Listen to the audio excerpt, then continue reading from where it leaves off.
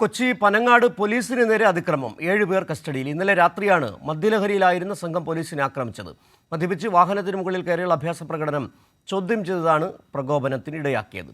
വിവരങ്ങളുമായി ഉമേഷ് ചേരുകയാണ്. ഉമേഷ്, ഈ പിടിയിലായവർ എറണാകുളം ജില്ലക്കാർ തന്നെയാണ്. എന്തായിരുന്നു ഇന്നലെ അവിടെ നടന്ന കാര്യങ്ങൾ? സിജു, ഈ കസ്റ്റഡിയിലെടുത്ത 7 പേരും ആലപ്പുഴ സ്വദേശികളാണ്. ഇവർ ഇന്നലെ രാത്രി എറണാകുളത്ത് നിന്ന് തിരിച്ച് ആലപ്പുഴയിലേക്ക് പോകും വഴിയാണ് ഈ ദേശീയപാതയിൽ പനങ്ങാടിന് സമീപം കുമ്പളം പാലത്തിനടുത്ത് വെച്ച് ഈ കാറിൽ നിന്ന് പുറത്തിറങ്ങുകയും കാറിന് പുറത്ത് അഭ്യാസ പ്രകടനമൊക്കെ നടത്തുകയൊക്കെ ചെയ്തത്. ഇവർ മദ്യലഹരിയിലായിരുന്നു എന്നാണ് പോലീസ് പറയുന്നത്.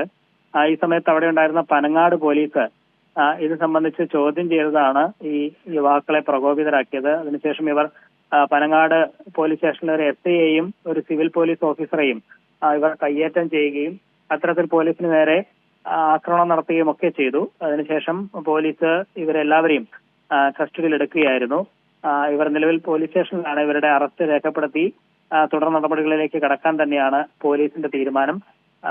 ചോദ്യം ചെയ്യലിൽ ഇങ്ങനെ ഇവർ മദ്യലഹരിയിലായിരുന്നു എന്നുള്ളതാണ് മനസ്സിലാക്കുന്നത്. മറ്റ് കൂടുതൽ പ്രകോപനമുള്ളതായി വ്യക്തമായിട്ടില്ല. ഏതായാലും ഇവരെ വിശദമായി പോലീസ് ചോദ്യം ചെയ്യും. ഈ പോലീസുകാർക്ക് പരിക്ക് സാരമുള്ളതാണോ?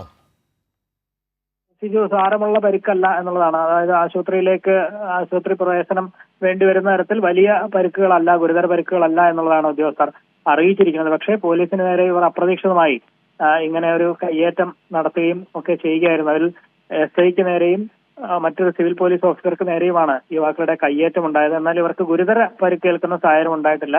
മുഴുവൻ പേരെയും പോലീസ് കസ്റ്റഡിയിൽ എടുത്തിട്ടുമുണ്ട്. ശരി, ഉമേഷാണ് വിവരങ്ങൾ നൽകിയത്. കൊച്ചി പനങ്ങാട് പോലീസിന് നേരെ അതിക്രമം നടത്തിയ സംഭവത്തിൽ 7 പേരെ കസ്റ്റഡിയിലെടുത്തു.